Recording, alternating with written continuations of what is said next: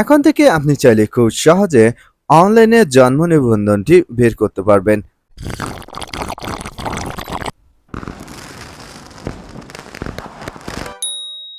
প্রথমত অনলাইনে জন্ম নিবন্ধন বের করতে হলে আপনাদেরকে একটি ব্রাউজারে চলে যেতে হবে।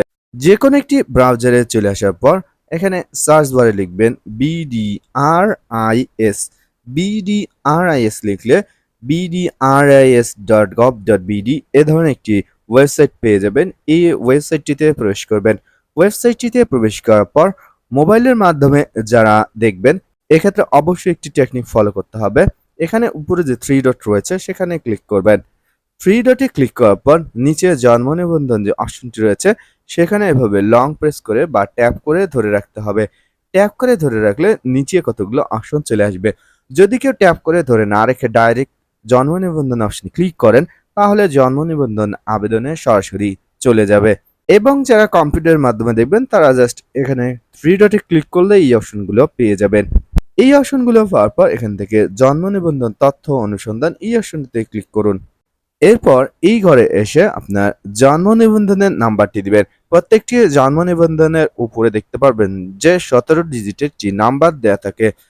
এরপর এখান থেকে আপনার ডেট অফ বার্থ লিখবেন। প্রথমত এখানে বছর লিখবেন, এরপর মাস লিখবেন, এরপর তারিখ লিখবেন।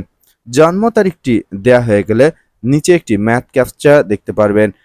যেমন দেখতে পাচ্ছেন এই 39+12 এই ম্যাথ ক্যাপচাটির সমাধান নিচের বক্সে লিখে দিবেন।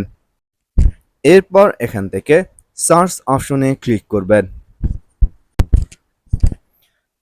সার্চ বাটনে ক্লিক করার সাথে সাথে দেখতে পারবেন আপনার জন্ম নিবন্ধনের অনলাইন কপিটি চলে এসেছে। এভাবে যদি আপনি মোবাইলের মাধ্যমে জুম আউট করেন তাহলে দেখতে পারবেন যে আপনার সম্পূর্ণ অনলাইন জন্ম নিবন্ধন কপিটি দেখাচ্ছে।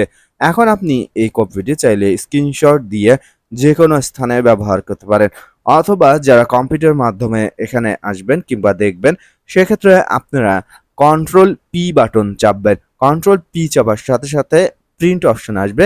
এখান থেকে আপনি জন্ম নিবন্ধনের কপিটি ডাইরেক্ট প্রিন্ট করতে পারবেন A4 সাইজে।